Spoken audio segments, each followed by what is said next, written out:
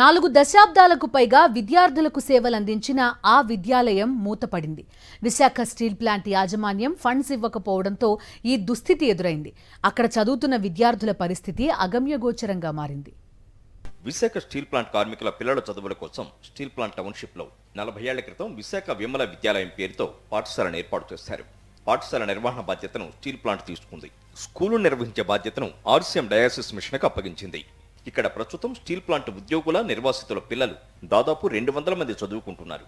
70 మంది బోధనేతర సిబ్బంది ఉన్నారు. బిలో పావర్టీ లైన్లో ఉన్నటువంటి వేలాది మందికి ఈ 40 సంవత్సరాలుగా విశాఖ విమల విద్యాలయం విద్యను అందించింది. అలాంటి టీచర్స్ ఆ రోజే వీళ్ళందరూ కూడా రాష్ట్ర ప్రభుత్వంలో వస్తున్నటువంటి పొజిషన్లోకి వెళ్ళిపోయినట్టయితే అక్కడే మంచి వేతనాలు తీసుకుంటూ పీఆర్సీ తీసుకుంటూ రాష్ట్ర ప్రభుత్వ ఉద్యోగులుగా ఉండేవారు కదా. విమల విద్యాలయంలోకి ఎందుకు రావాలి?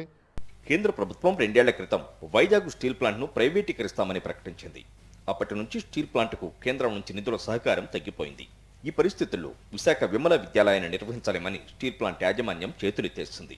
ఆర్సీఎం డయాసిస్ మిషన్ ఆర్థిక భారం మోయలేమని ప్రకటించింది. ఆ సమయంలో ఉపాధ్యాయులు ఆందోళన చేపట్టారు.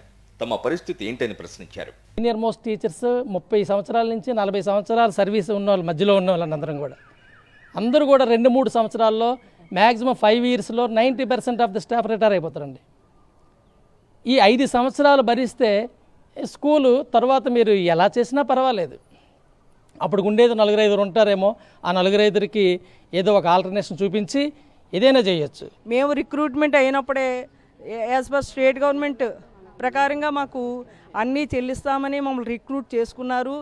మీరు మా యొక్క ఉపాధ్యాయుల యొక్క భవితవ్యాన్ని కూడా గుర్తుపెట్టుకొని మాకు చెల్లించవలసిన జీత బకాయిల్ని, ఉద్యోగ భద్రతని, పదవీ విరమణ సమయాన్ని కూలంకుషంగా మీరు గ్రహించి దాన్ని మాకు ఏర్పాటు చేయవలసిందిగా కోరుకుంటున్నామండి. విమల విద్యాలయంలో ఎంతో మంది విద్యార్థులు చదువుకొని ఉన్నత స్థానాలకు ఎదిగారు. ఈ పాఠశాల మూసివేయడంపై పూర్వ విద్యార్థులు ఆవేదన వ్యక్తం చేస్తున్నారు. పూర్వ విద్యార్థిని ఇక్కడ గత 5-6 ఏళ్ళుగా గతంలో కూడా ఈ సమస్యలపై కాస్త కోర్టుకు వెళ్ళడం కానీ మీటింగ్లు పెట్టడం కానీ జరిగింది. అదే టీచర్స్కి అన్యాయం జరిగిందంటే మాత్రం ఎట్టి పరిస్థితుల్లో కూడా మేము ఏదైతే స్టూడెంట్స్ కానీ ఉన్నామో వాళ్ళకి వెన్నుదన్నుగా ఉంటామని తెలియజేసుకుంటూ ఏదేమైనా ఈ సమస్య పరిష్కరించేంత వరకు కూడా మేము పూర్వం విద్యార్థులుగా ఎప్పుడు కూడా టీచర్లు వెన్నుదన్నుగా ఉంటామని ఈ సభాముఖంగా తెలియజేసుకుంటున్నాం. స్టీల్ ప్లాంట్ యాజమాన్యం పాఠశాలను మూసివేయడంతో విద్యార్థులతో పాటు ఉపాధ్యాయులు రోడ్డున పడ్డారు. స్టీల్ ప్లాంట్ ఫండ్స్తో సేవలందించిన విద్యాలయం మూతపడటంపై వైఎస్ఆర్సీపీ స్పందించింది. విద్యార్థుల భవిష్యత్తు అగమ్యగోచరంగా మారిందని ట్వీట్ చేసింది. 40 ఏళ్ల పాటు సేవలందించిన విశాఖ విమల విద్యాలయాన్ని మూసివేయడంపై సర్వత్రా విమర్శలు వ్యక్తమవుతున్నాయి.